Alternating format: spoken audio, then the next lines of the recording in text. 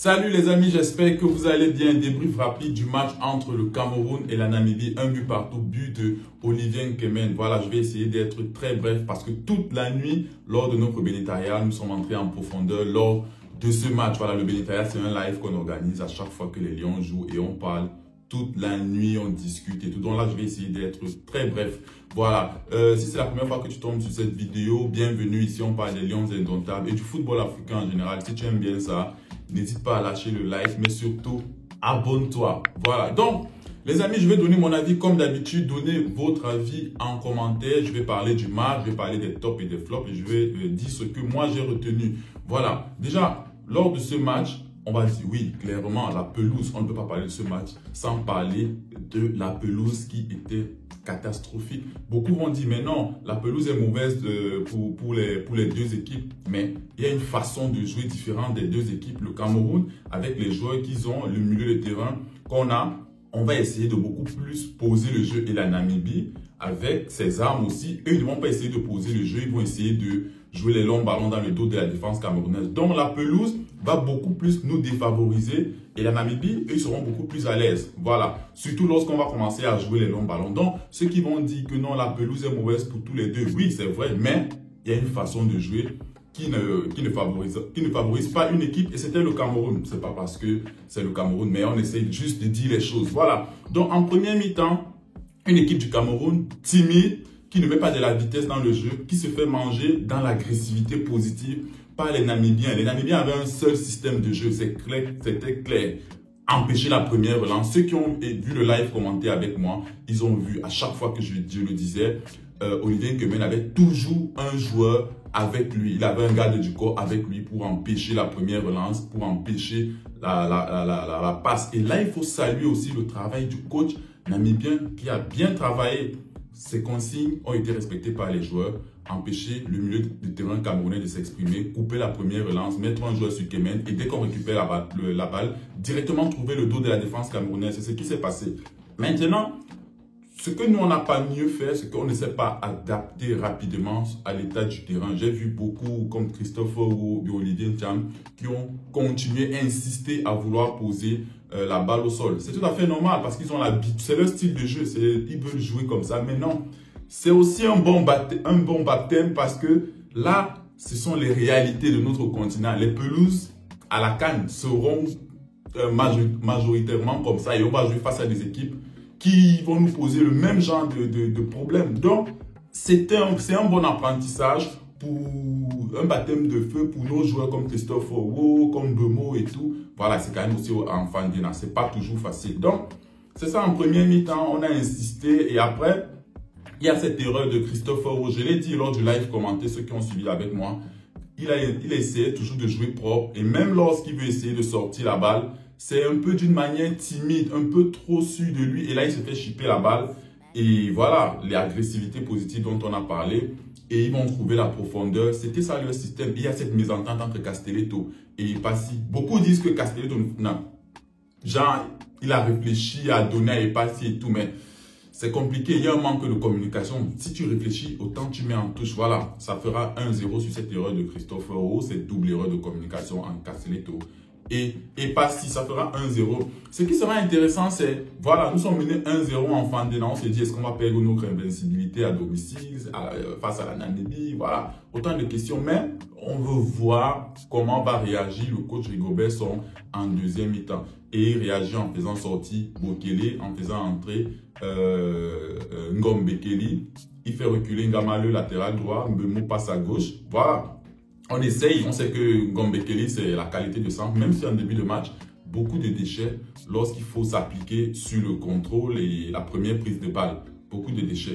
Voilà. Et le plus important, ça sera l'entrée en jeu de Pierre Koundé Malong. Pourquoi? Parce que Koundé Malong va jouer un cran plus bas. Il va remplacer Olivier Nkemen. Olivier Nkemen qui va monter plus haut et qui sera plus libre.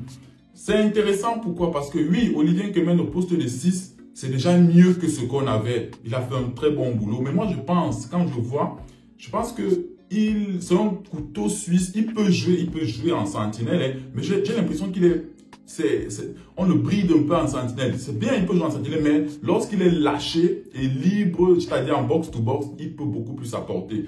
Et lors de ce coup franc, moi je pense que s'il n'était pas libre, il n'allait pas monter pour mettre cette tête parce qu'il allait rester au poste de sentinelle pour essayer de couvrir et tout.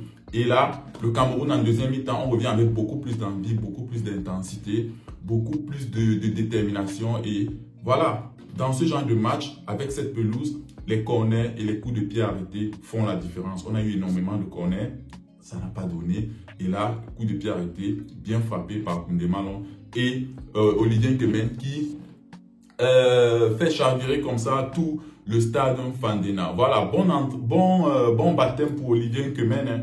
Sincèrement, voilà, je pense que là, le milieu de terrain, Olivier Nkemen, Franck Zamboanguissa, un peu moins lors de ce match. Est-ce que, voilà, il y a des choses à dire sur Olivier Nkemen. Voilà, donc je vais passer au top et au flop. En top, je vais mettre, sincèrement, moi, je vais mettre le coach Sommet. Pour une fois qu'on nous a sorti un classement, genre, tu n'as pas beaucoup de questions à te poser. Je pense que c'était le classement que la majorité voulait. Il n'a pas hésité à lancer les nouveaux jeunes comme Bokele, comme Olivier Nkemen. Voilà, il les a lancés. Pour moi, je vais le mettre en top, même si on n'a pas gagné, mais rien que le fait d'avoir sorti ce classement, rien que le fait d'avoir essayé quelques réajustements à la mi-temps, l'entrée de Koundé, c'est un coaching payant. Quand c'est bon, il faut le dire aussi. Voilà. Je mettrai Olivier Nkemen, bien sûr, baptême réussi, tu marques en Fandena pour ta première et tout. Quel match encore, quel meilleur match il peut faire. Voilà. Et l'entrée de Koundé Malone en top. En flop, je ne sais pas si je peux mettre Christophe Wo qui perd la balle, mais il sort sur blessure après. Les gars, il faut qu'on se calme sur nos jeunes pousses. Oui, il est talentueux, mais il faut lui laisser du temps. Il faut le laisser. Il fera de très bons matchs. Il est très talentueux, mais ne lui mettons pas la pression déjà à chaque fois en disant « Oh, le futur ». Non, laissons-le jouer. C'est un très bon joueur. Il fera des bons matchs, il fera des moins bons. Et c'est là qu'il faudra le soutenir. C'est la même chose avec Olivier Nkemen. Aujourd'hui, il a fait un bon match, mais il y aura des matchs où l'adversité sera supérieure, il y aura du répondant, il y aura des matchs où les coachs d'en face vont te faire déjouer parce qu'on te connaîtra déjà mieux. Et s'il fera de moins bons matchs, il faudrait être là pour les soutenir. Là, il a fait un bon match. Donc, en flop, s'il faut appeler flop, ceux qui n'ont pas apporté le rendement qu'il fallait, alors là, je vais mettre Olivier Ncham, je vais mettre Mbeumo. Mbeumo, je pense qu'il faudra déjà qu'on parle. Hein. Est-ce que c'est le bouclier d'immunité? Mbeumo, je pense que c'est un bon profil, mais il est obligé de jouer avec certains joueurs autour de lui. Voilà, c'est pas quelqu'un qui va forcément prendre le ballon, dribbler tout le terrain et frapper. Non, il faut beaucoup plus qu'il s'appuie sur certains joueurs, appui, remise, après il change. Voilà, c'est un peu Mbeumo, il va falloir qu'on parle du camp Mbeumo. Voilà, donc ce sont mes tops, mes flops. Ganago aussi, je pourrais le mettre en flop, comme je vous l'ai dit, les flops, c'est ceux qui j'attendais un rendement. On sait qu'aujourd'hui, Aboubakar n'est pas là, Choupo n'est pas là, Ganago, tout le monde s'attendait à ce que tu montres que de quoi tu es capable. Genre, si Aboubakar et Choupo ne sont pas là, tu peux répondre au présent. Voilà. Donc, ce sont mes tops et mes flops. Donnez-moi vos tops et vos flops en commentaire. Voilà, et je vais terminer en disant ce que moi je retiens du match. Ce que je retiens que le coach Rigobert Song peut effectivement, je ne vais pas dire il écoute et peut effectivement, il n'est pas pragmatique comme on le pensait. Il vient avec un classement qui satisfait la majorité des supporters. Il lance les jeunes. Ça, c'est une bonne chose. C'est un bon message. Voilà, il aurait pu encore rester avec ses anciens, mais non. Là, il a donné sa chance comme ça à Bokele, il a donné sa chance à Kemen et tout. Et voilà. Donc, c'est une très bonne chose. Il aurait pu titulariser Nkoulou. Non, il ne l'a pas fait. Il l'a mis haut et Castel et tout. Voilà, c'est un bon message. Là, il faut le dire. Quand c'est bon, on le dit.